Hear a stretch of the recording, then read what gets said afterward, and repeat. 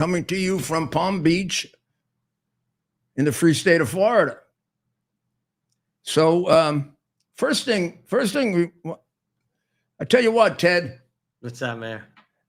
Who's gonna describe the first story? Me or you? Heads or tails? What do you pick? Tails. Tails. I got it. Heads. You got heads. Well, yeah. Here we go. It was a penny. I used a penny. Yeah.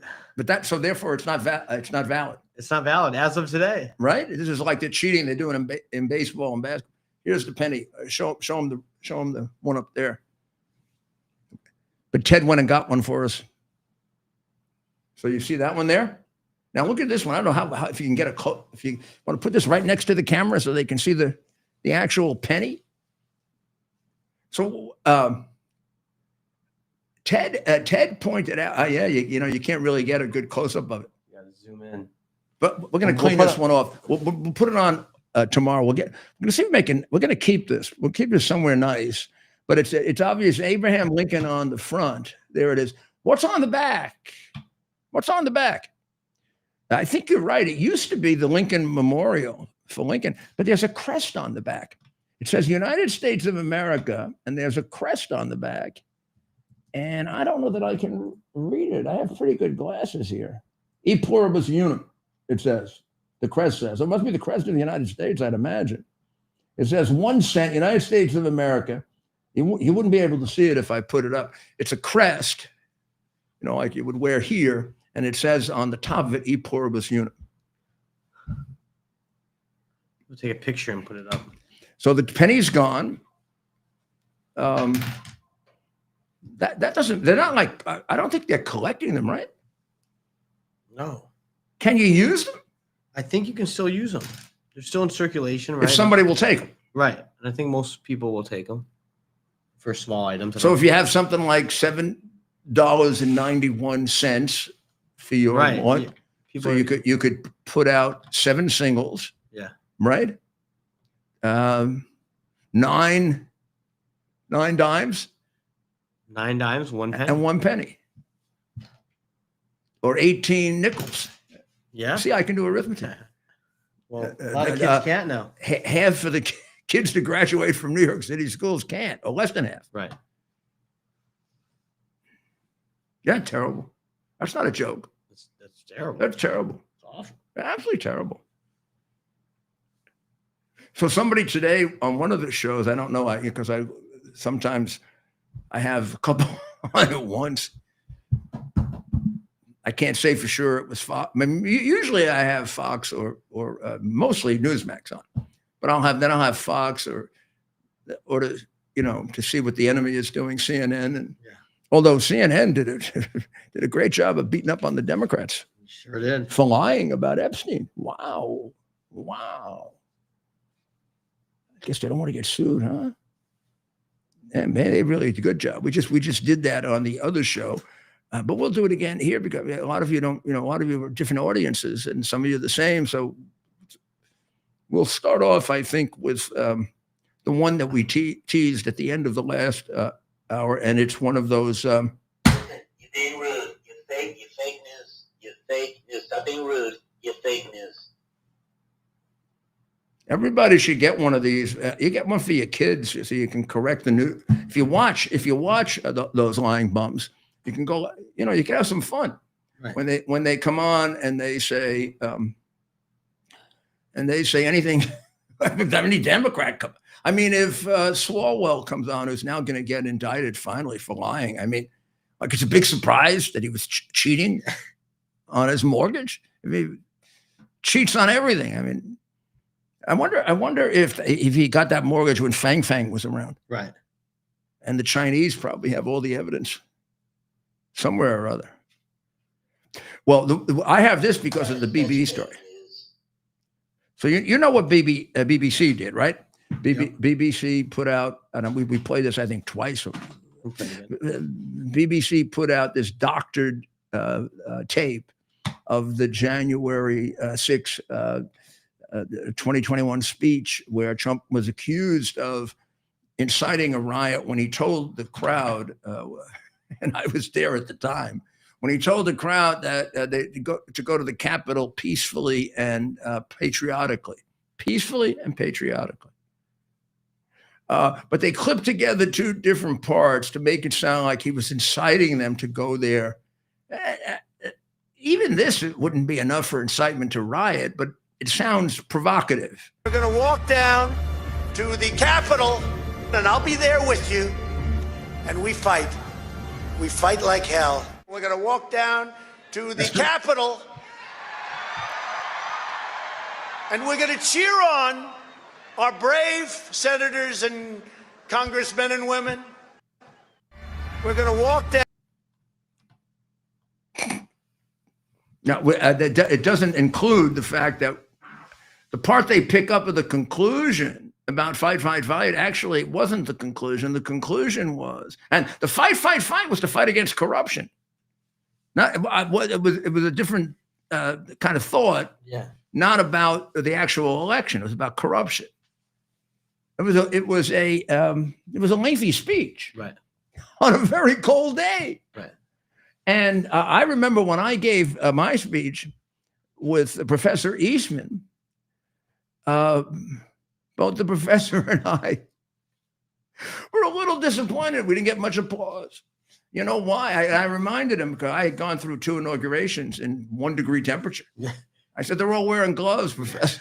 They're all wearing gloves. Right. I think the president was a little shocked too. Maybe he forgot his inauguration. His inauguration was freezing too, his first one. Second one was done inside, remember? But I remember the first inauguration. They were, if it wasn't for my son Andrew, though, nobody would have remembered my inauguration. He was the star of my inauguration, right?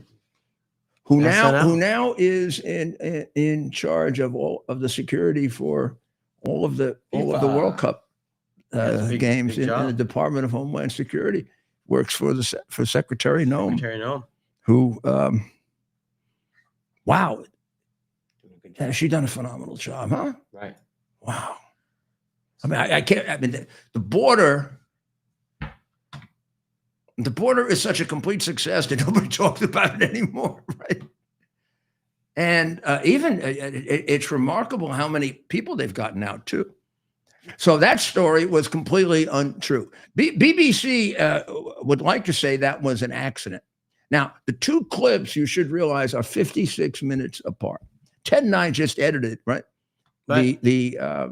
What we're going to try to get you to go to, which is the subscription part of X. If you're on X, go to the subscription, or go to X and go on subscription, and you'll get this is really the first half of an interview with Michael Francis, who was a former high-level member of organized crime, a quarter of a century ago, and has since then been a truly reformed, extremely religious person. Who has given, he says, over 2,000 speeches to try to encourage people, to encourage people or let them know they can change their lives, which I tell him, and he knows it, is what Jesus Christ asked us to do. I mean, Jesus made it clear that he came here for the sinner, not for. I mean, that's why the parable of the prodigal son is so confusing to people. Mm-hmm. I mean, how unfair is that? How unfair is that? It's a matter of fairness. It's a matter of the people that need the help. Mm-hmm. But there's a little bit of do you want to play an excerpt from it? Yeah. If you can, I don't know if you can. I don't know which part that is, but well, yeah, let's just spanning the last 2 centuries. Largely because it's such a dichotomy, such a split. You look at roughly the first half of his life, and he grew up in a mafia family, surrounded by the mafia. His father was a very, very significant and powerful member of the Colombo crime family, but he didn't need his father to succeed in the mafia. Father was he'll tell you this, his father was kind of split. Should the son be part? Should the son not be part? Son turns out to become a part, and within a very short period of time, as a young man, rises right to the top. such so high to the top, but by 1984, 85, 86, the magazines are writing that he's the number 18 most powerful and richest man in the mafia. And that's when the mafia was 5 times what it is now. When they said, when you could say it was the General Motors of organized crime or something like that. And then he turns out, he was a very good-looking guy. He turns out to be the prince of the mafia. These articles are done, Vanity Fair, this place, that place, this place. One would think that if he actually had stayed there, that it might not have been a John Gotti, because he had the appeal that John Gotti had, but he knows John Gotti, and I know John Gotti, and he's a heck of a lot brighter than John Gotti. And it's not even a compliment to tell him he's brighter than John Gotti, but he's a very, very bright man. He was a much better educated man, more sophisticated man, just a worse nightmare for legitimate society. And maybe had he stayed there, they'd still be as powerful as they used to be. We'll take that up with him. But he made a switch, a lot of it through coming to Jesus Christ, which to me is really impressive. And in case you have any doubts about the switch, I mean, that was so long ago, it's probably hard to even remember exactly how it happened, Michael, but I bet he does. I think it was in 1996, if I'm not mistaken. 1996 is a long time ago. It's before Donald Trump. So we're going to get to, when I say before Donald Trump, I don't mean before Donald Trump. I mean before Donald Trump was president. Right. Well, people knew what you meant. So now we're going to divide the world into before and after Donald Trump. Yeah, right. They're going to accuse me of being blasphemous. I'm comparing Trump to Jesus. Right. Before Trump and after Trump. Well, kind of a lot of things like before Trump, anybody that wanted to come into this country could come in. A lot of rapists and murderers and child molesters and human traffickers and drug dealers took advantage of that. And after Trump, it's down to almost zero, if not zero. Mm-hmm. So that is a before Trump and after Trump. Right. People in Texas know it, right on the border. Oh, yeah. Gosh, can you imagine? I mean, Ted and I would meet with people who had property on the border and, the big pieces of property because, Texas is all big, right? And they'd go out, on their property. I guess they had cows and stuff like whatever you have in Texas, which you don't have in Central Park, by the way. And they'd find dead bodies and they'd find, all kinds of remains of humans and sometimes dead, alive, just walking across their property, just coming in. I remember the numbers sometimes 7,000, 8,000 a day. That's ridiculous. And those are the ones we counted. Right. I always tell people because, again, fake news. Listen, you're fake news. Fake news. Fake news has rendered useless all of the work that was done by Ivy League schools mostly in trying to figure out if X number of illegal aliens come in that we know about in one way or another, either by arresting them or maybe even by seeing them, chasing them, not catching them because they get recorded. How many come in that we don't see on a border that's gigantic? And do you know what the lowest percentage was? 50% of the known. You know what the highest was? 200%. And do you know what the main fluctuation was? How the larger number of knowns that came in had to be dealt with, the larger the unknowns. And think of why, right? Because the Border Patrol, which has to take care of this vast, unguarded, unprotected space before there was a wall at all, right, of any kind, is tied up. And the cartels who don't leave this to chance take great advantage of that. And this is where they can bring over not only large numbers, but the most dangerous and the most high value people, high value for the wrong purposes. So think about it. If you're China and you want to really get one of the really good spies in, You don't leave it to chance. You pay the guys you've been dealing with for 25 years, the cartels, which they have been for fentanyl, right? You pay them $1 million and they'll bring a guy in. Or if you're a human trafficker and you're going to bring in one of the leaders, or you're going to bring in a large number of kids, it would be totally suspicious. You don't kind of go near a border station. You find a place, 25 miles from one and 50 miles from another, and you come over the border. There are plenty of spaces like that I can show you on a map. So that's gone now. That's gone. Well, before I get off the subject completely, the reason I say that this BBC thing is getting more complicated is, in addition to that edit, there was these people in England embarrassed by the fascist nature of BBC and what they did to Trump. Found out that this is not the first time they've done it. They found an episode with Mick Mulvaney, who was the former White House chief of staff, where they spliced the footage in the same way. And when it was presented, as a complaint to the BBC, they brushed it off. Now, here's where that's important. That's important if you bring a lawsuit, because it shows that they who knows how many more of these there are. It shows that it was deliberate, and that they were in the practice of doing it. And by the way, I don't know if you know this, but in England, defamation is a crime. England does not have a First Amendment. Doesn't have any amendments. Doesn't have a Bill of Rights. The Bill of Rights is an American invention. We were a hell of an improvement over the English monarchy, by the way.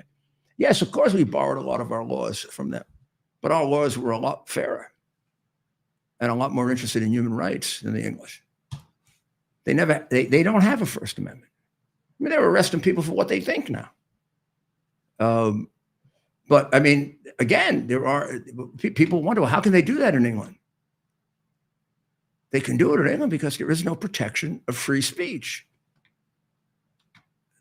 There's no Bill of Rights. There's no written constitution. I mean, until a couple hundred years ago, there weren't even written laws. Laws were just made up by the judges, kind of like in America now. We used to have written laws. Mm-hmm. Now, if you want to be a sanctuary city, it doesn't matter that that's a violation of federal law. Clearly, nobody even dares to think that. So it's going to be very interesting, because I think other people are going to probably find other examples of BBC doing stuff like that. Now, an Australian news program also doctored Trump's January 6th speech in virtually the same manner. And this is the Australian Broadcasting Corporation. By the way, they're both owned by the government.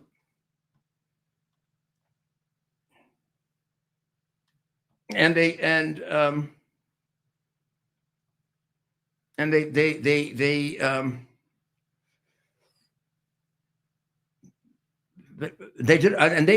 take the BBC. They did it on their own. Mm-hmm. They spliced together two segments of the speech, an hour apart, to make it look like he was inciting violence, and left out the admonition that you should go to the Capitol peacefully and patriotically, which is the way he ended the speech. There's the president and Xi Jinping and the negotiating groups for the United States and China reached an agreement. I'm not sure it's been formally announced. I'd have to check as to whether it's been formally done. I think parts of it have. Some of it's being implemented, some is not. And the main part of it, you might remember, is so that we would get our access to the rare earths and minerals that China still has, if not a monopoly on, controls a lot of it, including a lot of the development of it. And we are doing everything. Trump is doing everything he can to break that dependence. From the very first deal that he made with Taiwan, virtually reproducing what they do in Taiwan in Arizona, to some of the last deals, including. I mean, he spent before he met with Xi Jinping, he spent all of his time in Southeast Asia. It was like he was collecting rare earth from Vietnam, from Laos, from Cambodia, from Malaysia.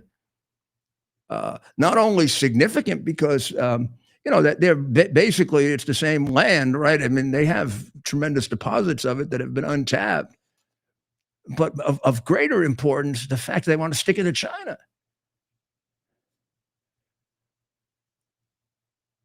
And the press, of course, doesn't point out what a great victory that is for him, or how that really was even more significant than any of the agreements with Xi Jinping.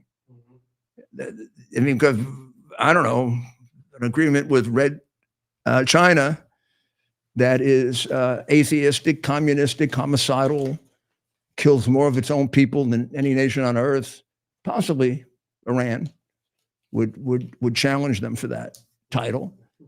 But China has now, well, I can't say caught. It's been discovered that China is still getting NVIDIA chips. Now, NVIDIA, what? NVIDIA is the premier chip manufacturer in the world. China may make more chips, but NVIDIA makes chips that China can't make. Much more complex. And they make semiconductors that China cannot, even with stealing from us. They haven't stolen that from us yet. So Trump is very much trying to persuade them not to sell any chips to China. And they are trying to persuade Trump that they should, because the more that people rely on the NVIDIA chips and not on the ones that China is trying to make, even though they're less powerful than NVIDIA, if China can get those into semiconductors and computers and all around the world, it becomes a tremendous surveillance device for China and dependence device. So if NVIDIA becomes even China becomes dependent on them, then when China says you can't get the rare earths, we say you can't get the chips.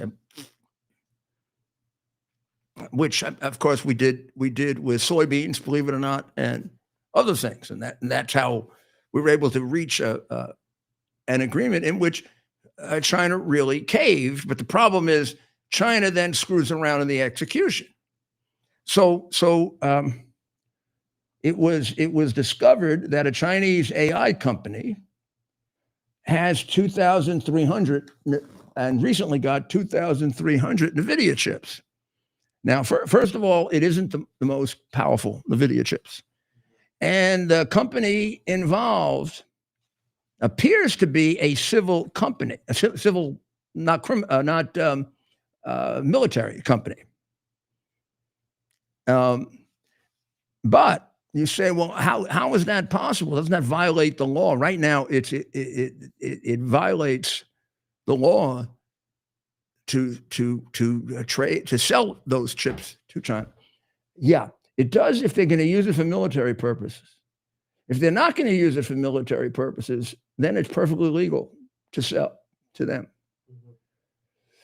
And and this becomes sort of a real problem. Right. because they could do the same thing to us.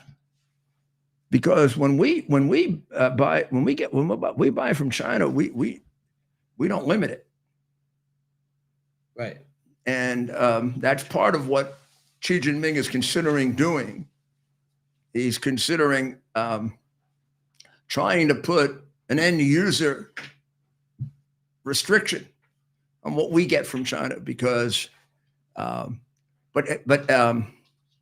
if he did that, we would then cut off the only remaining source that they have for getting these chips for the supercomputers, which you can't get anyplace else, and they are not capable yet of duplicating. And NVIDIA keeps assuring Trump that just by having the chip, you cannot, that there is intellectual property that they have for making that chip that you're not going to be able to figure out just by having the chip. It's a good argument on both sides. You say to yourself, well, you don't want China to get these chips. But if China does get these chips, then they're dependent on us, right? Right. And I would say, until we get ourselves to the point where we're not dependent on China for anything critical, we gotta have this leverage over them. And although this Wall Street Journal article is very interesting and shows you the way in which they laundered, I would call it laundering these chips. I think even the Wall Street Journal, it's a balanced article. I mean, the article does point out that this is perfectly legal, because from everything that can be determined, the company is not involved with the military. Now, you're in China, and could they turn this over to the military without our knowing? Of course. But there's no proof of that. And of course, we can do the same thing. And we don't accept this restriction. So there's a lot. This was put by a Shanghai tech startup, INF. And it says that it's for AI products that's basically used by the financial and health industries. And all the checking that was done seems to bear that out. Now, again, you're talking about a closed country and a dictatorship. And yes, we don't have a free press, but they really don't have a free press. We lie, they lie and kill. Mm-hmm. So far, we haven't done the other part, I think. Not yet. I think we have. You think? I don't exclude anything from these scoundrels. You can't. Ukraine has a big corruption scandal. Ukraine has a corruption scandal. My goodness, how is that possible? Rudy was right again. 2 of Ukraine's top ministers had to be removed because they were caught being involved in corruption in the energy sector. Remember Burisma? What was Burisma? Burisma was a company owned by a man named Mykola Zlochevsky, who is one of the 3 or 4 most powerful and richest oligarchs in Ukraine, who bribed the Biden family in order to get his company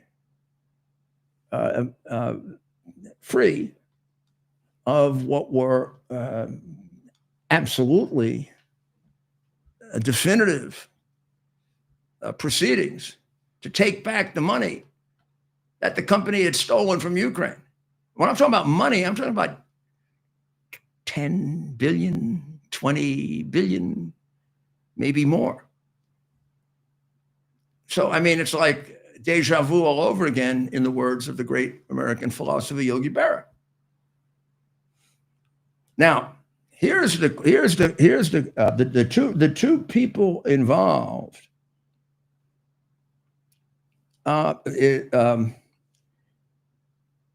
is Justice Minister Herman Halushenko. Justice Minister. That's like the corrupt Attorney General Biden had, right? Mm-hmm.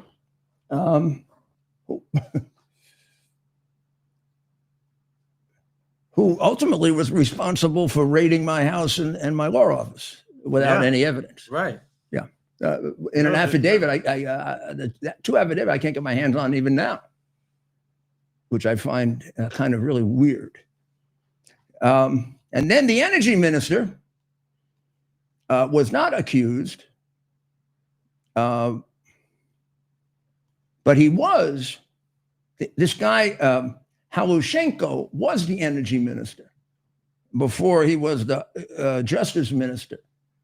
Now, that's what Zlochevsky was. Zlochevsky was the energy minister way back in the Yushchenko administration, which was a pro-Russian administration. And what he did as energy minister, he was energy minister like for 5 or 6 years, he gave his company Burisma all the best properties. And his partner ran the company from Cyprus. And then he came out of the government scandalously. And somehow, Ted, they owned the company like 51% his partner and 49% Zlochevsky. And this is the guy that paid the Biden family, as a matter of record, $8 million. As a matter of record. I know it's a lot more than that. So when he came out, he had a partner who was running the company while he was feeding it illegally all these contracts. Just a short while after he came out, a horrible thing happened. Mm-hmm. His partner ran into a tree, and he took over the whole company. He didn't want to. I'm sure he didn't want to do that. I'm sure he spent a lot of time at the guy's funeral. He cheated the woman's widow, the man's widow, out of her share of the company because he bribed people.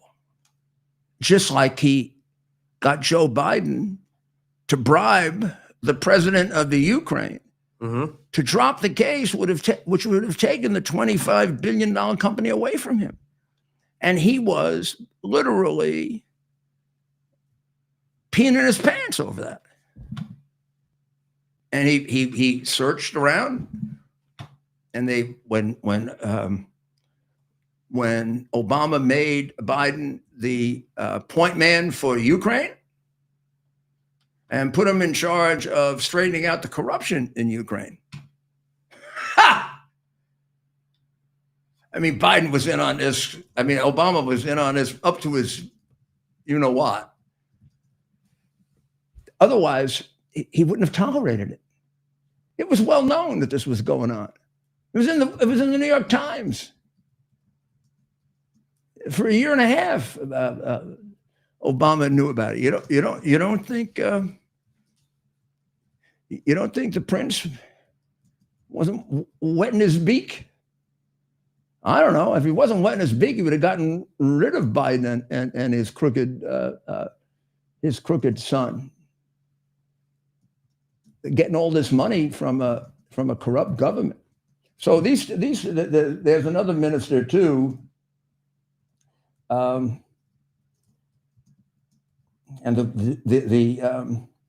and also there are other Zelensky allies that are going to be named. It says the National Anti-Corruption Bureau of Ukraine, known as NABU, which when I was investigating, it was totally corrupt. The Anti-Corruption Bureau was corrupt.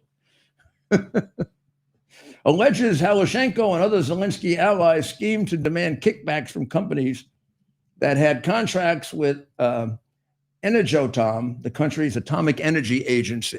That was just one of their, and these are all Zelensky appointees. Zelensky is not mentioned at all. It doesn't say he was involved. It doesn't say he wasn't involved. And of course, he condemned it.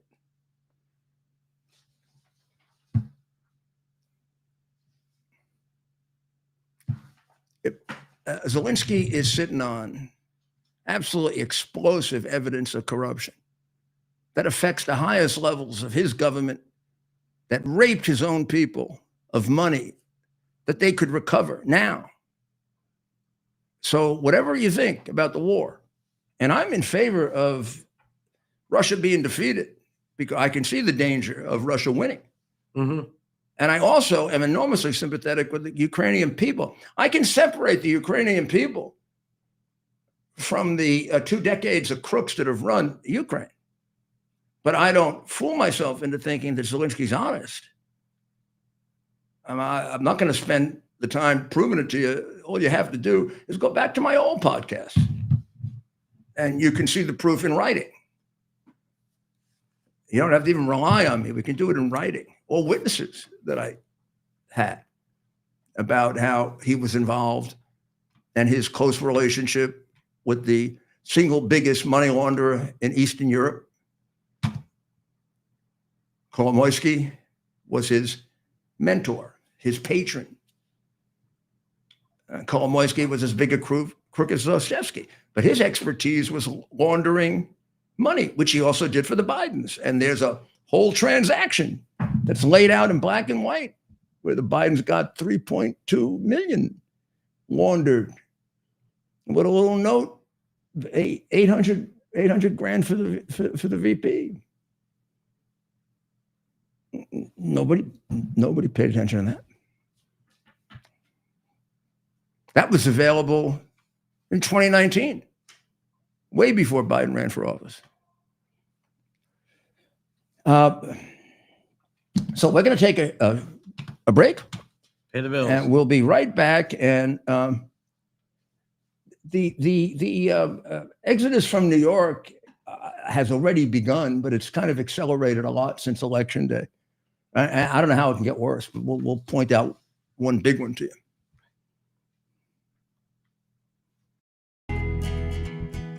Here we are, pretty much at the beginning of the process here at this pristine, I call it a laboratory. It's not like a factory, it's like a hospital.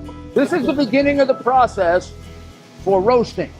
Deep grain, very good quality. Most people don't use this quality. We deal with small farmers because we like to know who we're dealing with. They give us the highest quality, all organic, non-GMO. You should know all Arabica beans, no Robusto, all Arabica. They're going to go into the roaster, and it'll get roasted for about 20 minutes or so.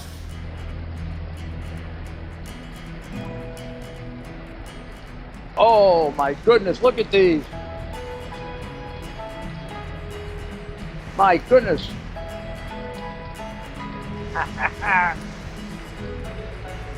You're going to want to specially order these.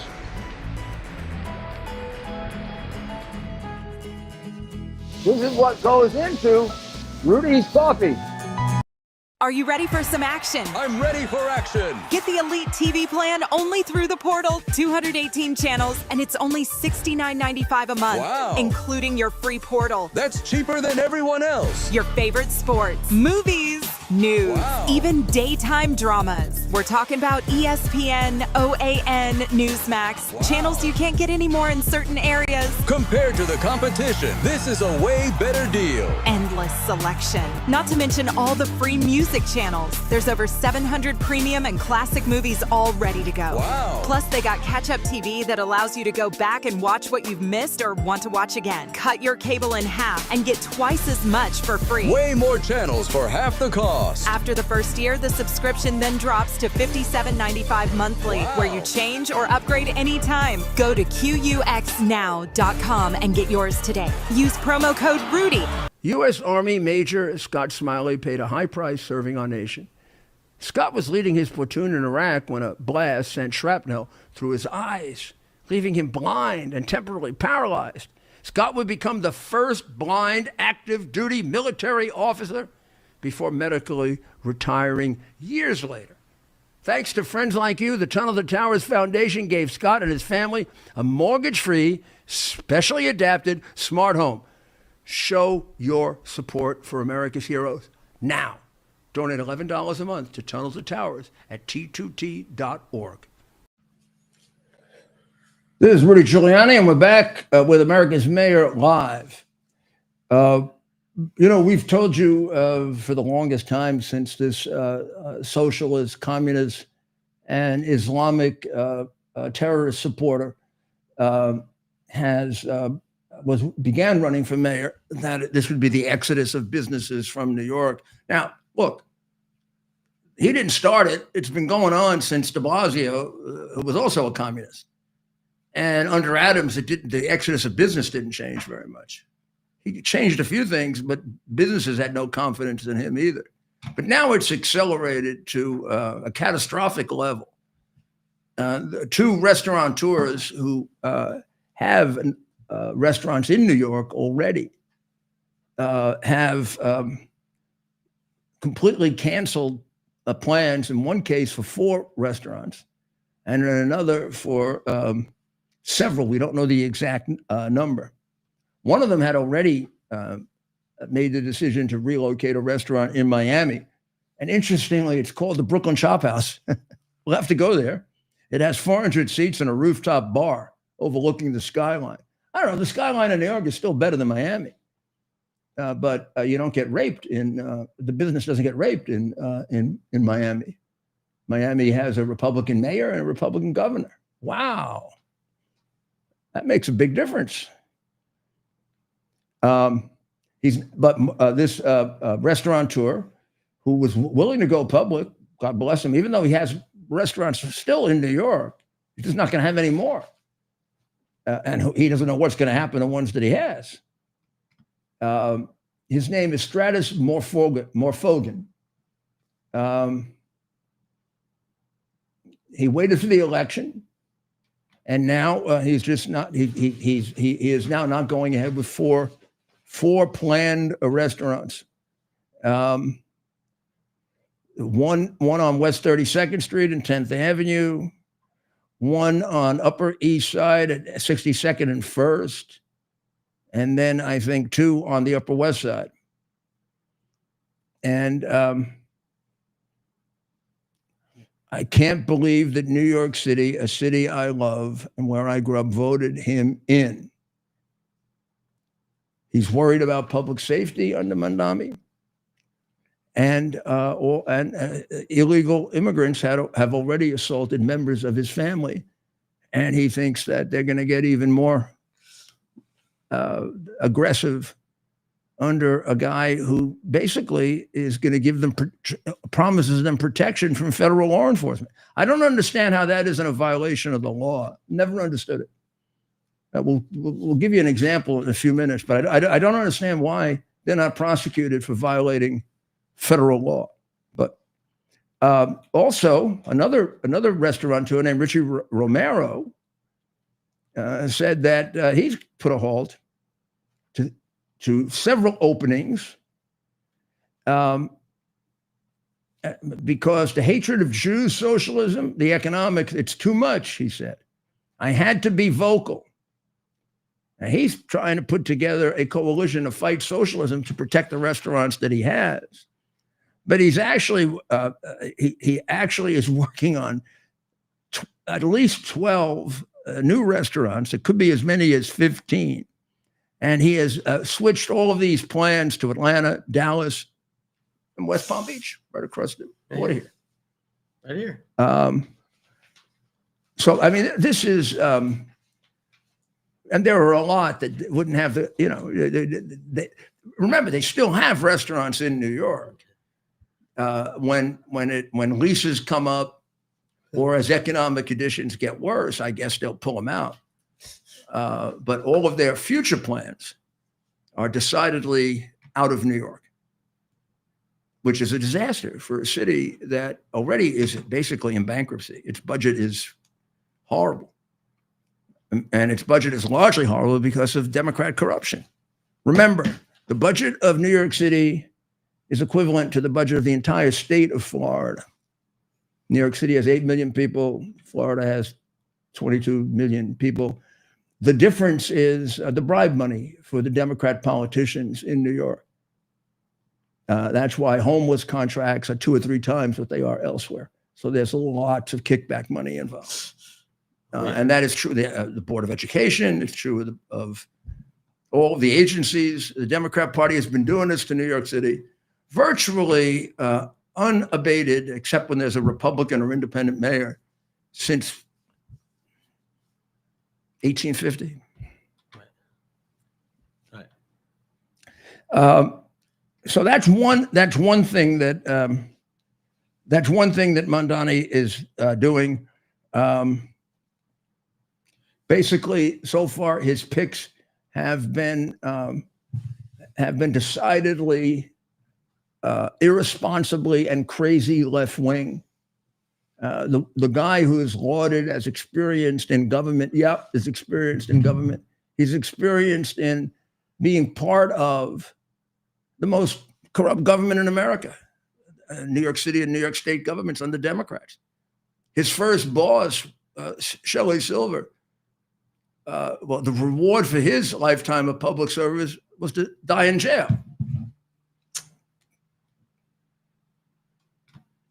That's where a lot of Democrats should go in New York. I mean,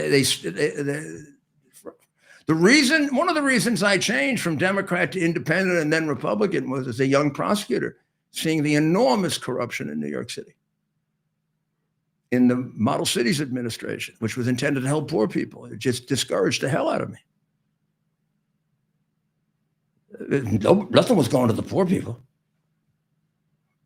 They wanted to keep the poor people poor, so they voted for them.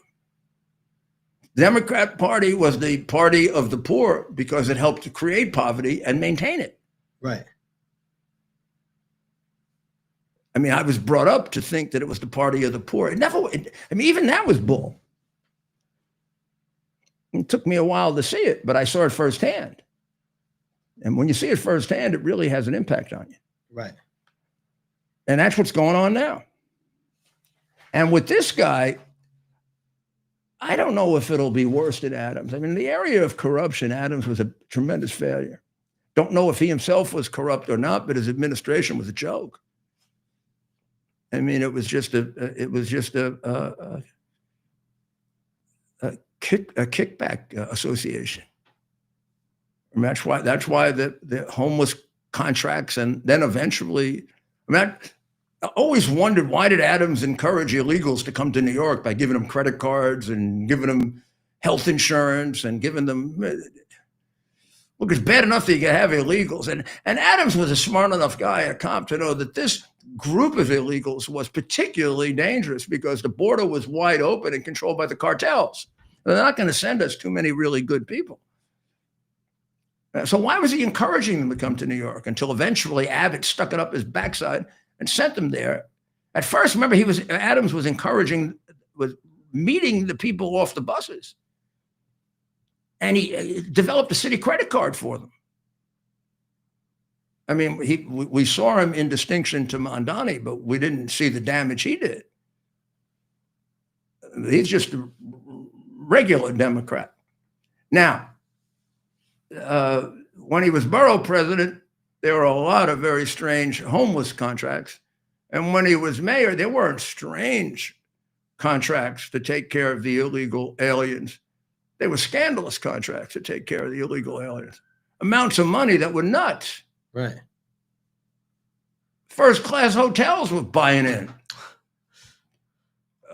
People that were taking care of veterans threw them out to cash in. You don't think the people around the mayor, as they're indicted now, will cash in too? Well, we'll see. I guess they're going to go on trial.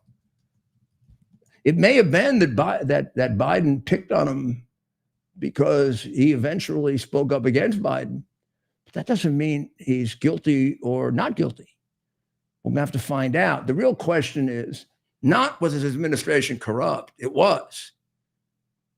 But did he know about it and is he sharing it? Now you say, are you being naive, Giuliani? Are you being absolutely naive? No. First of all, I'm being fair, which they would never be. It could very well be that he didn't know. It could be. And I mean, I went through that with Koch. Koch didn't know. And I indicted a big chunk of his administration and convicted them. I even tried the most important case myself, personally, in the courtroom. And these were major $1 million bribery schemes by the top Democrats in the city. And I know that Koch didn't know. I think it was horribly negligent that he let it go on, which is why I ran against him. The idea that Koch was a good mayor is in comparison to all the Democrat horrible mayors. But he did do some really good things as the mayor, and he did some awful things. And he sure as hell wasn't my model. If he was my model, I would have left the city the way he left it to Dinkins, in terrible shape, with well over 1,000 murders a year. But Dinkins just took it to 2,000. Right. One of the things that Donnie wants to do is rent control. Well, I don't know how to tell you how communist that is.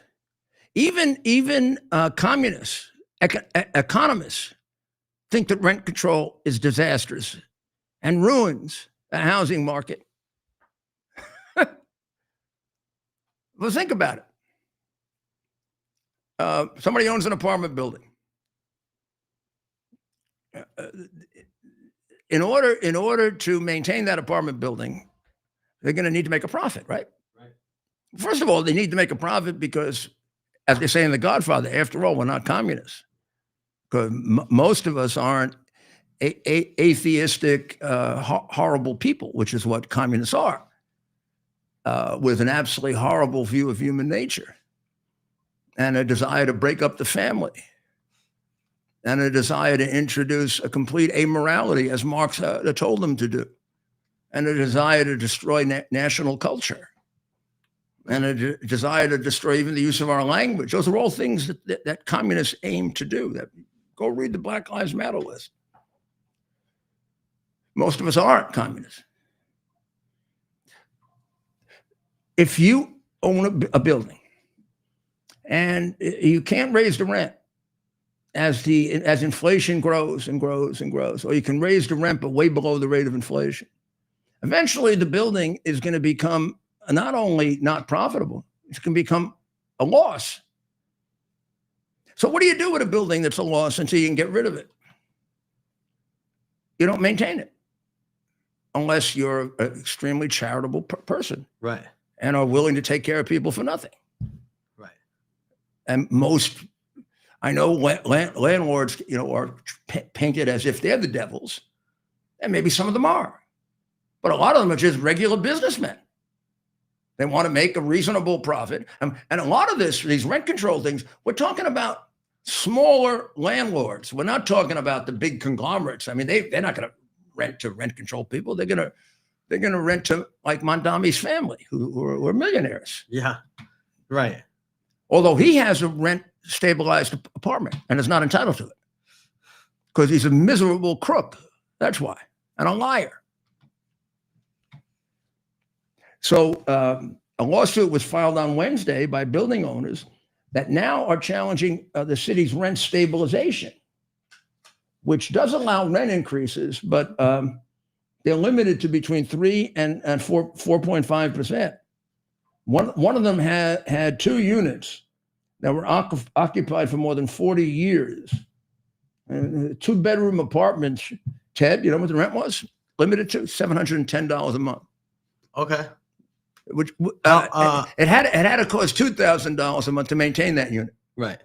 So the minute the person moves out, they don't rent it anymore.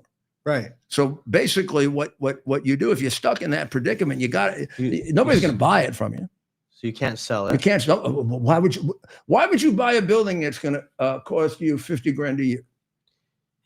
You can't sell it. You don't want to rent it out. You're going to get $50,000 in rent. So you repurpose. It costs you $100,000 to maintain it. Buy the gasoline, the oil.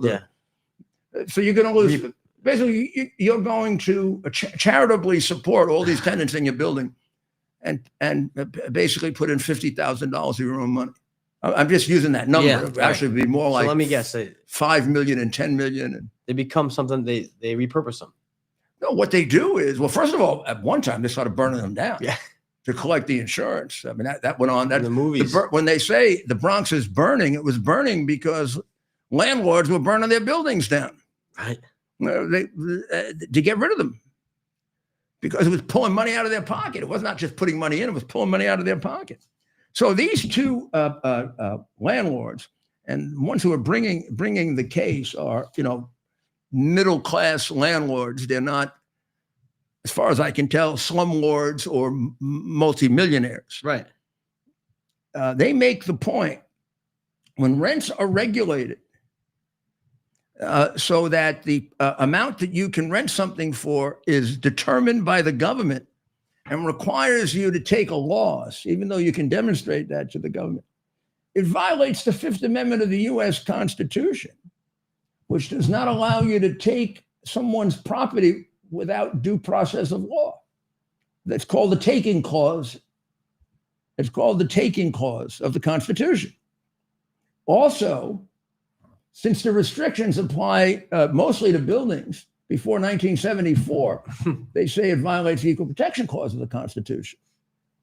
The Supreme Court in Lucas versus South Carolina, Coastal Council decided that if the government prevents all economically profitable uses of a property, that constitutes a taking under the Fifth Amendment, illegal taking under the Fifth Amendment. It sounds like when they get themselves to the Supreme Court, no matter what the communist does, his rent control promise is going to be destroyed. Probably a lot of what he's going to do. That doesn't mean he can't do damage for 3 or 4 years. If you do anything irresponsible with the economy of New York City right now, you're going to bust it. What New York City needs right now is a me. It needs somebody that comes in and cuts the budget by 5-10%, lays off 5,000-10,000 people, then continues to do it until you get down to the number you really need, and then goes into each one of those contracts and cancels every one that's beyond what would be reasonable market. Mm-hmm. A lot of them were also no bid contracts. Mm-hmm. So you start off with Adams was probably at least had more no bid contracts than I've ever heard of. I mean, I remember most of the contracts we had were bidding, and I'd have to set up committees to do it. Mm-hmm. But homelessness was declared an emergency. That's what they did with the pandemic. You can't imagine how much money they stole all over the country, including some Republicans. When they had, that's why they loved the emergency. You wondered why did they keep the emergency going so long? Because as long as they have emergencies, governors all over the place, including some Republican governors, can make a fortune. They just pick. They don't have to put it out for bid. They just say, my pal's going to get the contract, and my other pal is going to be the subcontractor, and nobody gets to review it because it's an emergency. That's right. So you told me that. New York. There is a report from the John Jay College, which is a college owned by the city. It's supposed to be a college for police. It's really a left wing, like all colleges, most colleges. It's a left wing rat hole. However, one of their studies points out in about 10 different ways how they call it the reduced use of bail. How about no bail? Is linked to massive amounts of crime, which completely contradicts the two Democrat leaders in the legislature who refuse to do anything about the process of just putting criminals back out on the street after they commit their crimes, which, as I say, has about 5,000 to 8,000 people on the street that'd be in jail under me, Bloomberg, or any mayor who wasn't some kind of a communist left-wing ideologue who kind of loves criminals. and doesn't mind that they kill people and rape people. Which gets me to aliens and this case and this situation in New York. So there was an arrest in New York. Ted, do you have the video of that? Yeah, we'll find it. Well, before we do that, we'll just quickly go over Israel. There's a ceasefire in Israel. Is there? Well, they're still killing each other. So I don't know. I don't know, Mayor. Hamas comes out of where they're isolated theoretically in Gaza, and constantly shoots at the IDF. Well, the IDF doesn't take this crap, right? Right. So they just go in and kill them. And they say for every one of these operations by IDF, there's a definable attack by Hamas. So I guess, and Hamas has yet to agree to what would trigger part 2 of the agreement, which is to demilitarize. They refuse to give up their arms. So I don't know when or how we're going to take it from them. Israel says, why don't you get an international group and go in and take their guns away? Until you do, which is in the agreement. Well, so far, Israel hasn't decided to do that, which I guess they're supposed to sit there and get killed. Otherwise, the world will condemn them, right? Mm-hmm. But they're not. They're not sitting there and getting killed. They're responding. The real answer here is, give them another week to give up their arms, then go in and take them. Otherwise, a lot of people are going to get killed in the interim. These are terrorist murderers. Yep. And they still have a lot of the tunnels left. Israel was able to get rid of. There was a point at which they had gotten rid of about 30% of the tunnels. Then they engaged in a lot of operations in the last 3 or 4 months, before, and really focused on the tunnels. So I don't know what the percentage of remaining tunnels are. But I mean, it's still going to be a substantial number of tunnels. And which means that who's ever there who wants to be violent can operate. Oh, by the way, they're killing their own people too. Hamas, in order to keep control of whatever land they have, basically has eliminated any possible. Eliminated means they didn't have a vote. But there's been no election. The election is you kill your opponents. That's what extremist Muslims do. And when you say extremist Muslims, please don't think it's just a small little group. It's a lot. Oh yeah.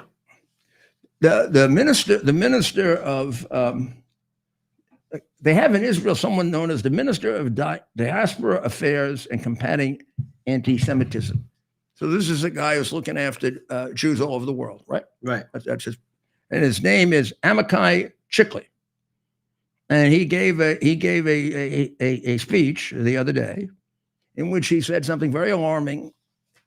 He says, I'm far more concerned about anti-Semitism on the right than on the left. And I say this as a conservative myself. Mm-hmm.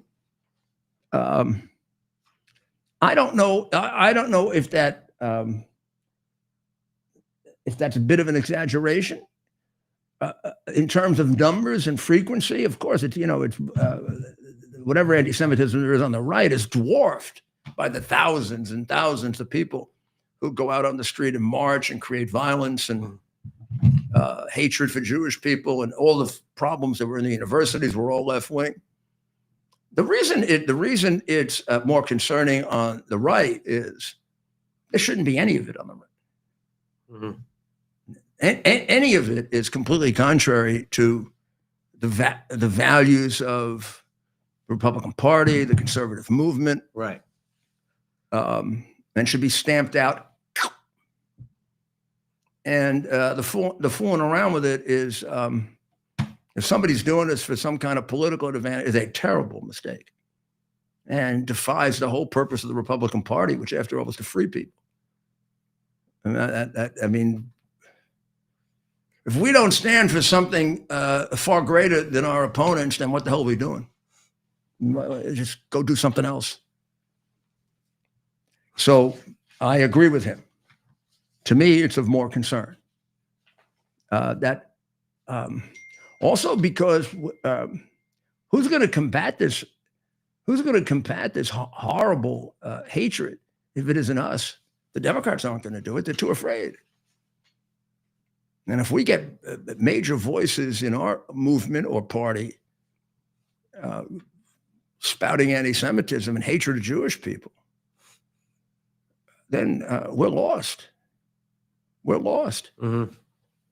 So we will. We've gone through this the situation with Tucker Carlson, which is still not explained by him. His dalliance with these anti-Semitic individuals, people that hate the Jewish people, his giving them a voice, his not questioning them in any other way than patting them on the head. It's extraordinarily disappointing to me. Very. And the longer it goes unexplained, the more disappointing it is. Right. But I do really believe that the vast majority of Republicans, conservatives, decent people reject it completely. Completely. I mean, there's no debating. This hatred has been around, maybe before recorded human history. It's got to end. It's got to just end. There's no. President Trump is terrific. He's advocating for a pardon for Bibi. Mm-hmm. The President Herzog, who's very left-wing, by the way, has said that he respects the president very, very much, but the pardons have to go through official channels. Yeah, so do corrupt prosecutions, Mr. President Herzog. I know the case against Bibi. I even thought about being his lawyer for a little bit. And it's a completely political case. Cigars? Turning in bottles? Jesus, you really had to scrape the bottom of the barrel for that one. Right? Mm-hmm. It's like the Trump cases. Right. That's absurd. Only thing I can say about Israel is they did it to their prior prime minister. They did it. They've done it before. In the case of Biden, it was a first time that it had happened and introduced into the United States, like we were a banana republic, and I think on a greater scale than with Bibi. I don't know if all of Bibi's supporters have been persecuted, prosecuted, right, bankrupted, destroyed. Right. But any part of it is horrible. And to think that he had to save his country with this hanging over him. Right. Geez, if this guy hasn't earned a pardon from his country, there ain't no way to earn a pardon. I'll tell you, he saved his country. He saved it. Particularly with Biden around. It took guts to do that. Mm-hmm. Real guts. Mm-hmm. I mean, President Trump wasn't there for most of it. He had he had an auto pen. I can't say that Biden was an enemy of Israel, but Biden wasn't functioning. The Politburo that was functioning for him were terrible enemies of Israel and great friends of Iran. Right. And Bibi had to deal with all that, and he did. And he did. For the good of his people, for their survival. So. Yeah, no clue. So I don't know what they're doing, but Falwell. We can't finish this because nobody else will cover it. So Eric Swalwell. Swalwell,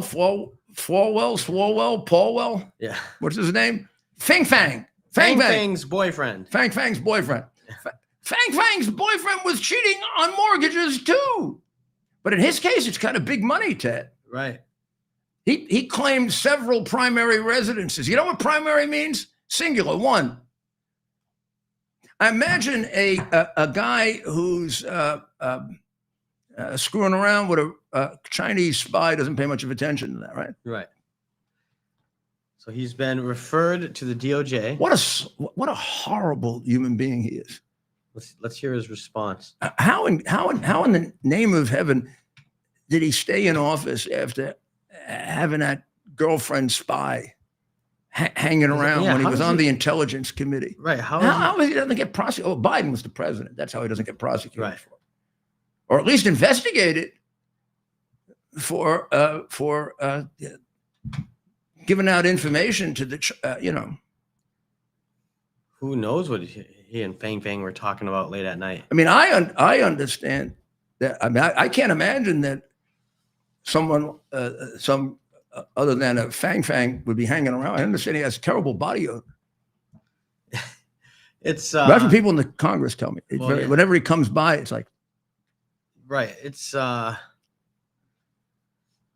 And he is from California, which means he's a Democrat from California. Well, here's his response. You know that Gavin Newsom's chief of staff got indicted. Former chief of staff. Really? Yeah. Well, that's news. Yeah. Government corruption. Well, let's hear Swalwell. He ran to MSNBC to defend himself. Oh, yeah. But what did he say? I didn't do it. That's just as true as his Russian collusion stuff. Right.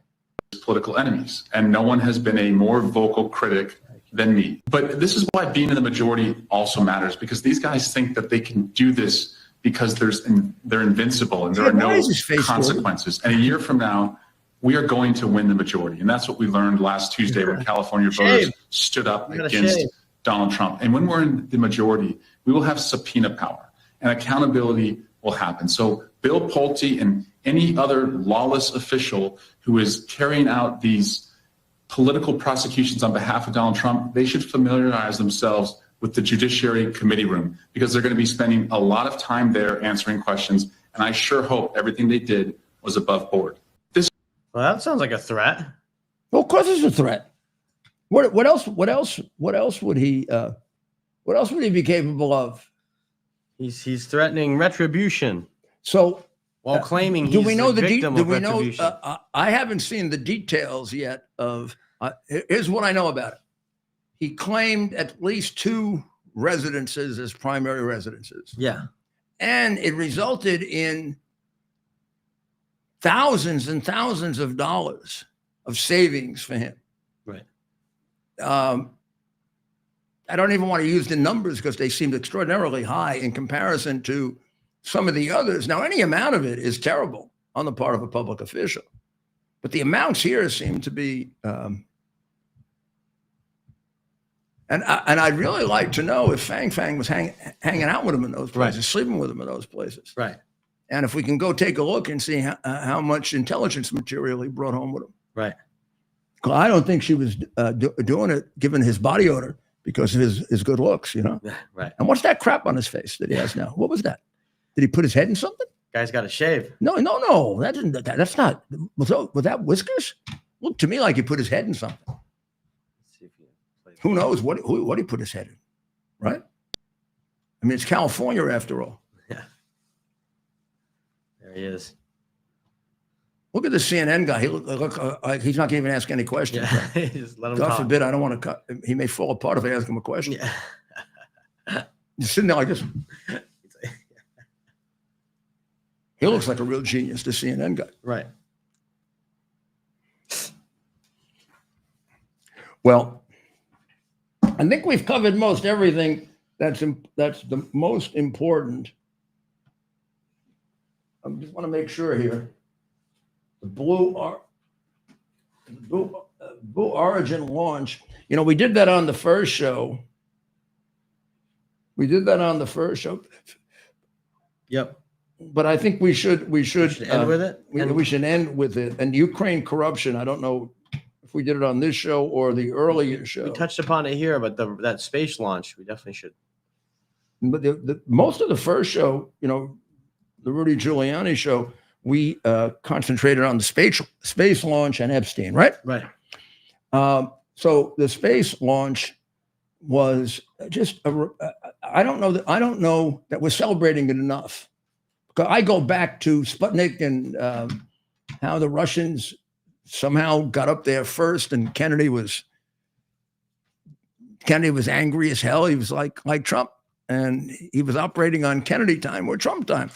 And then we ended up getting to the moon before them, getting into outer space before them, circumnavigating the world, the globe. John Glenn, and the main rocket here is named after John Glenn, and this is the result of good old-fashioned capitalism, and this is what we can do that they can't do. And this is how, it's only about 4 or 5 years ago that Trump established the Space Force. Right. And that's after years and years of there wasn't enough money left to go to deal with NASA and space when Obama was giving so many billions to Iran, right? Right. No one even bothers to look at that. There's absolutely no question that during the Obama administrations and Biden administrations, the United States of America was the single biggest financial contributor to the Ayatollah. In fact, during the Obama administration, it was so bad we were giving them cash. Right. Now, how you don't get investigated for that, and if it's true, go to jail, I don't know. Yeah. Imagine, the Ayatollah is bin Laden. The Ayatollah is Hitler. The Ayatollah is Stalin.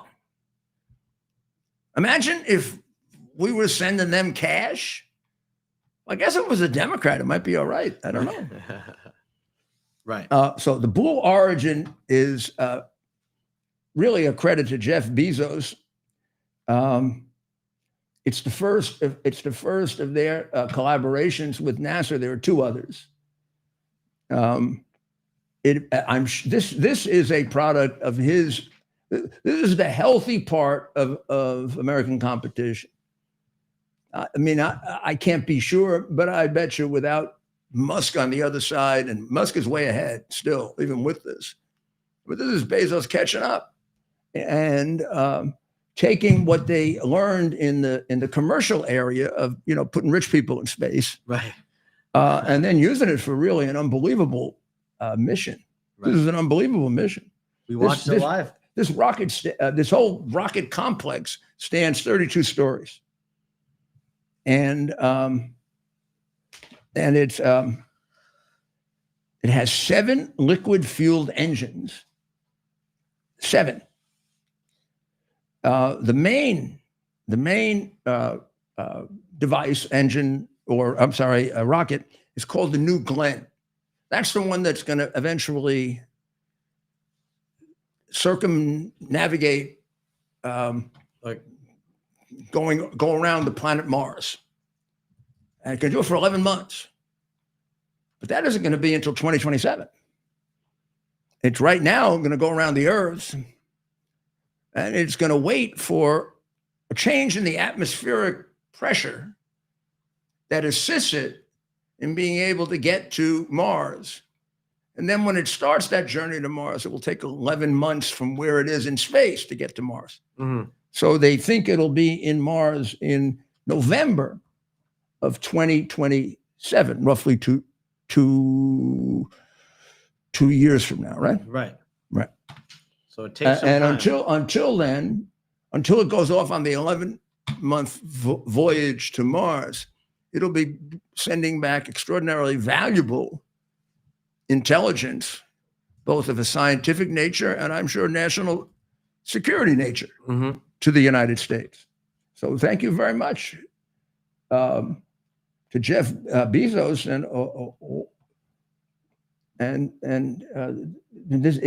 he organized this, and he put the pressure on, to get this done. Again, I think because of competition, but also because I'm sure he's a patriot.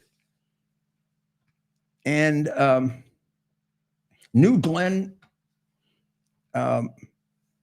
achieved a key engineering objective already when its reusable first stage booster separated within about 12 minutes, right? Mm-hmm. And came back to Earth, virtually landed on a little, on a little barge.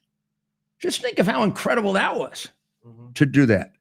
The expertise that the United States has to do that, as well as then when that returned, the other rockets are headed. It took about 32 minutes for them to reach outer space. Pretty fast to get to outer space. It takes a long time to get to Mars. Wow. And again, they're going to circle for a while to wait for this atmospheric pressure, but it still takes 11 months once they get that. Right. So I guess if you could go directly to Mars, it would take 11 or 12 months.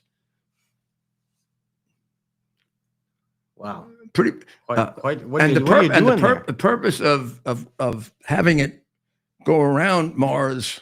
I guess we'd be fine. We could do the show from the space capsule every day.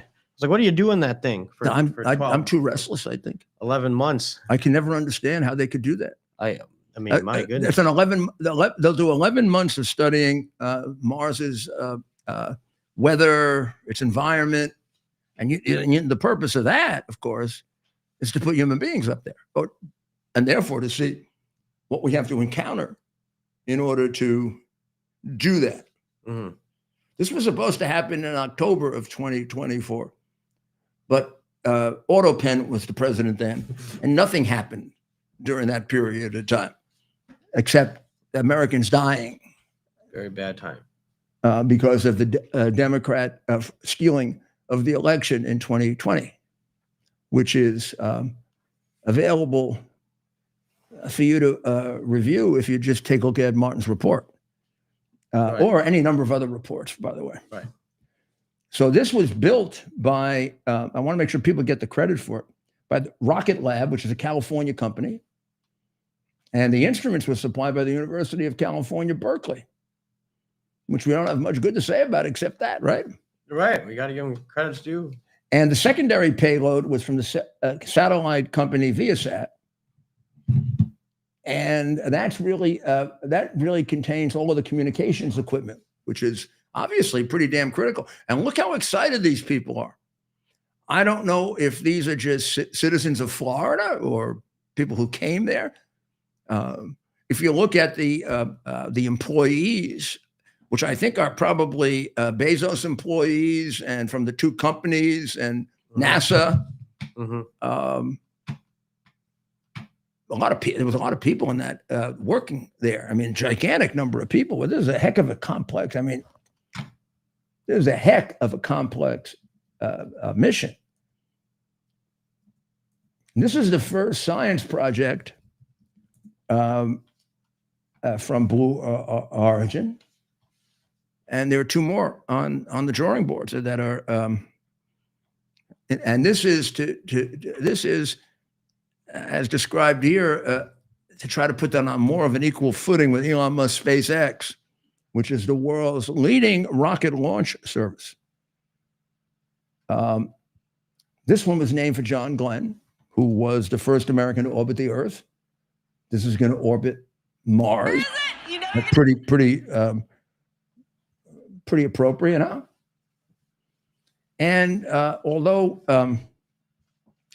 although SpaceX is ahead of it in terms of the number and even the complexity of the rocket, still, this rocket has more cargo space than any that have been developed so far. And NASA has spent $55 million on this, which tells you how much Bezos put into it, huh? And then all these companies. Mm-hmm. And Blue Origin, Bezos' company, was paid $18 million. Now, it has to have cost them a hell of a lot more than $18 million. I'd love to see. I'm sure we'll find out at some point. Mm-hmm. Yeah. And then they're also working on a crewed moon lander for for Artemis's lunar exploration program, for NASA, the Space Force's exploration program. They do say that Blue Origin still has a long way to go to catch up with SpaceX, which has launched Falcon rockets nearly 280 missions during the past 2 years. Now, a large number of them serve Starlink. Yeah. Which Starlink's is big, yeah. Which we're looking into, right? Aren't we? We're going to look into that, right? We may want to get Starlink. I'm trying to encourage Ted for us to look into it. Well, let's finish up with the shutdown, which the Democrats, excuse me. Let's finish up with the shutdown. So the shutdown, the Democrats are now claiming this was really a grand plan by them to put the focus on the unaffordable health care. Well, it's good that they put the focus on it because they caused it with not just Obamacare, but with the unbelievable catastrophic increases of Obamacare under Biden, which is what they wanted the Republicans to continue, so that healthcare could become more unaffordable. I don't understand how they lie so much, Ted, and get away with it. Do you want to play the congresswoman who said that stupid thing, so that everybody could know her in her district? And do everything you can to make sure that this lying half-wit doesn't go back to Congress. Yeah, this is the shutdown, right? And then we'll finish up with probably the worst and dumbest member of Congress.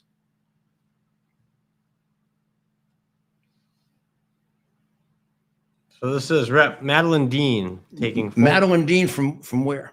The great state of Pennsylvania. Oh, Commonwealth. American people got it, that by shutting the government down, we were able to focus on and get everybody else focused on the unaffordability of health care across this country. In my own district, we had Lisa come in and testify in a hearing that we had last week here, Democrats working. Her health care for her and her 19-year-old son will quadruple. She said, effectively, I am going to have only catastrophic health care because of the high deductible and co-pays and the extraordinary cost. We made a very strong argument. These were extraordinary circumstances, but the American people got it, that by shutting the government down, we were able to focus on and get everybody else focused on the unaffordability of health care. Wow. Do you believe that? The unaffordability, they did the shutdown for 45 days. Yeah. Putting so many Americans into terrible situations. Not all of them repairable. I mean, a lot of them, some of the damage done is irreparable, right, to some people.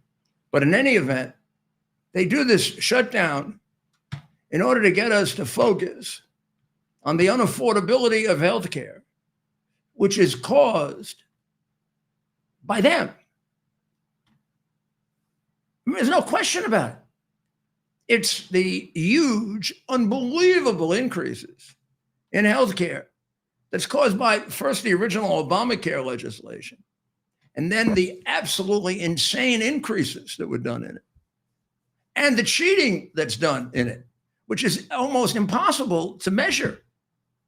Except you can just go investigate anywhere and pick out. I mean, I'd love to be investigating this. You can make an entire career out of it, out of recovering money from the government, from the people that are cheating because of the expansion of it and the unaccountability of it. So I don't know who, I mean, I don't know. Did anybody believe that? And she's probably in a swing district if she's in Montgomery County. Right. That's a place where, I mean, some Republicans should take a look at her and say, man, if I can't beat her, I probably didn't graduate from high school. Right. The other lie, big lie that because not enough they go with one, they got to go with two. It's sort of a continuation of the persecution of Trump, which began with Russian collusion and the hard drive and the impeachments and the four indictments for him to go to trial in the month before the election, and the taking him off the ballot for inciting a riot where he told the people to be peaceful and patriotic, and I go on and on and on and on. This is just this Epstein thing is another complete, absolutely shameless fraud on their part. They put out an email out of 2,300 of them. They cross out the name of the victim, and they are condemning Trump on the basis of the word of Epstein, Right. which says that Trump had spent a lot of time with this young girl. Right. Victim. They cover over victim, not to protect victim's privacy. Victim is dead. And victim has already spoken on this subject numerous times. And what she said on this subject is that Trump had never did anything inappropriate of any kind with her. In fact, he was very kind and nice to her. And you even have a deposition where they try to say to her, well, when did Trump flirt with you? Her answer was he never did. And Virginia Giuffre has absolutely no reason to lie about it. None. And Epstein has every reason in the world to lie about it. And all of this is being promoted by this guy, Wolf, who has written scandalous books about Trump. The last one being so stupid, it sold 20,000 copies or something, or 12,000 copies. And then the other emails that come out show Wolf trying to get Epstein, trying to school Epstein on how to frame Trump. Yeah. And there's I mean, you settle this very clearly by going back to the person who has no reason to lie, who says unequivocally numerous times, including attempts to get her to lie, that he didn't do anything to me or anybody else that I know of. Right. And she was there at the critical times when Trump would have had anything to do with him, because he got rid of him years ago. So let's finish up by playing the other congressional nitwit. This is Jasmine Crockett, Who comes from Texas. That's strange. 11. Republicans are saying that victim is Virginia Giuffre. As you know, she died by suicide. She's been a very outspoken victim of Jeffrey Epstein. Here's the email right here on your screen. She wrote a book, as you know, and she did not accuse him of any wrongdoing. What do you make of that? And can you confirm that? Yeah, I don't know. Obviously, it's redacted who the victim is, so I won't necessarily take the Republicans' word on who it is that's redacted. And I don't know why they would necessarily redact someone's name who is deceased at this point. The Democrats did that, though. The Democrats redacted. No. I understand, Okay, but I'm just saying, like, our biggest concern is to actually make sure that we are protecting victims. And obviously, she wrote a book. She told her truth. This is an email from April 2nd, 2011. Republicans are saying that victim. That is about as stupid as you can possibly be. She accuses the Republicans of concealing the name of Virginia Giuffre when Virginia Giuffre's body of evidence, Right. her statements, her co-author statements, her testimony under oath, completely 100% exonerate Trump. Right. And make a liar out of Epstein and Wolf. Right. And her own party admitted putting it out. And then also, after it was revealed that the victim was Virginia Giuffre, they put out documents, the Democrats put out documents with her name in. All you had to do was lift up the Right. That name wasn't covered over by any official. Right. It wasn't given to them that way. They did that. The Democrats did that. You went to the congressional documents, you saw Virginia Giuffre's name in it, which people did immediately. and then the stupid idiots themselves put it out. So what she's saying is completely. So, I mean, the conclusion you have to come to is that she's either a massive moron or a massive liar, and she's both. In this case, it's actually because she's a massive moron as well as a liar, because no one would tell a lie like this if they weren't an idiot. Right. And this unbelievably anti-American, anti-patriotic, anti-Trump, crazy, insane, corrupt network has to correct her. Right. Now, notice how gently they did it. Right. I mean, really, it's like, well, just a little mistake. Yeah. But it's still better than what they were doing before. Right. I think they were all afraid of being sued now. I think now they gotta like the BBC is going to get whacked big time, since they've now found that there's a pattern of doing it. Right. There's a pattern of doctoring Trump, taking Trump at the beginning, take out 56 minutes, and then take Trump at the end, leave out what he said about being peaceful, and say he incited a riot. Right. And then it turns out that the Australian broadcast company owned by the government of Australia did the same thing. And they've done it before. BBC has done it before. Yep. That'd be a hell of a good lawsuit. Well, I don't know how much more we're gonna have on this, because there are a lot more important things to cover than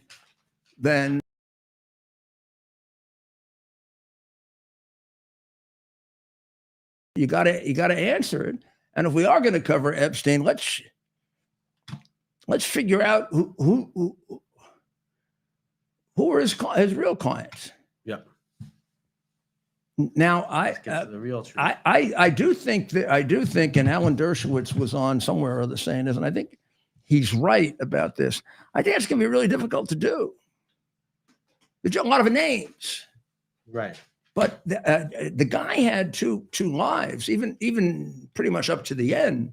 He had two lives.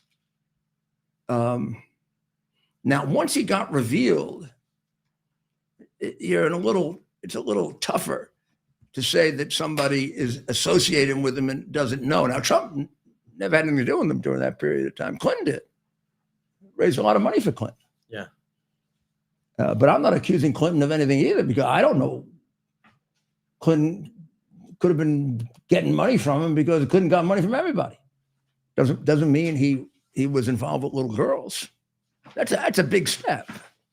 That's a big step. Yeah. I mean, we know about Clinton's proclivities, but that's a big step. Right. To accuse somebody of being a pedophile. I mean, it's altogether different.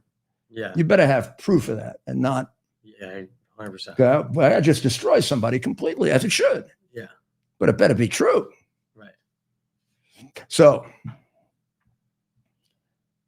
Friday tomorrow. Please give it a try. Go on X and subscribe. You can do it for 1 month. You can do it for a year. We're going to have podcasts on there at least once a week. The one there now is an interview with Michael Francis, a former major figure in the Colombo crime family and an organized crime, who a quarter of a century ago reformed, has been all over the country helping people who have to turn their lives around, which he did. But at the same time, he's a wealth of information about what the mafia did in the era in which it was really, really much more powerful than it is now, much more powerful, really, than any organized crime group that we have now. I'm not saying more violent. I'm not even saying more dangerous. I'm saying more powerful. What I mean by that is there is still no organized crime group that has infiltrated legitimate America the way the mafia did. The mafia had tentacles that went right into just about all the major legitimate endeavors of America. As you'll find out from this interview, they had major political influence, right? Particularly with Democrats. Frank Costello, who we mentioned, was very, very close to the leader of the Democratic Party in New York. They also controlled Las Vegas, the Teamsters, a lot of the garment industry, all the ports. One of the reasons a lot of the ports on the East Coast, particularly New York, are destroyed because of the mafia. Watch On the Waterfront if you want to find out about that, or watch Goodfellas if you want to find out about Michael, because he's a character in that movie, Goodfellas. I don't know that. It would be possible for another group to replicate that. Might have even been possible for them to survive and reorganize after my RICO prosecutions. But they, as you'll find out if you listen to this, they destroyed themselves. And Michael and I disagree a little bit on this, although I think I persuaded him. But you go listen to it. I think you'll find it very interesting. And what we intend to do with that is each week to go into a subject that we're covering that you have to know about, and I have to know about, we all have to know about, particularly with the kind of censorship and communist brainwashing and democratic censorship that goes on. And we'll give you the inside of it so that you can decide for yourself, like on Ukraine and Russia. Right. So we're going to sign off now. We're going to ask you to pray for the people in Israel and for the people in Ukraine and for the people in Iran who are still being oppressed under the tyrant Ayatollah, and to pray for the people of the United States. And we're going to say a special prayer to God to cure us. Those of us who still have hatred in our hearts. We'll take up this. We'll take up the hatred of Jewish people as an example. Why? Why do we take that one up? Because it's so prevalent right now. It's infecting our country. It's even affecting our party. Oh yeah. And it's the oldest hatred that I can think of. It goes back before recorded human history. And it's impossible, given the length of time that it existed, which is a couple gosh almighty, it goes back to 2 millennia before Christ. Right. So it can't be that any other hatred has done more damage than that, because it's existed for so long. But I think all the rest of them kind of spring from it. Right. Right. And I really thought we had put it behind us in America, and we haven't. So God, you help us with that. And give our president the support that he needs. He's doing a great job, but nobody can do a great job without you. So we'll be back tomorrow night. We'll be back on Wendell TV at 7 and X and X, and then we'll be back on X at 8. And remember, in between, you can get our podcast. Right. So, God bless America.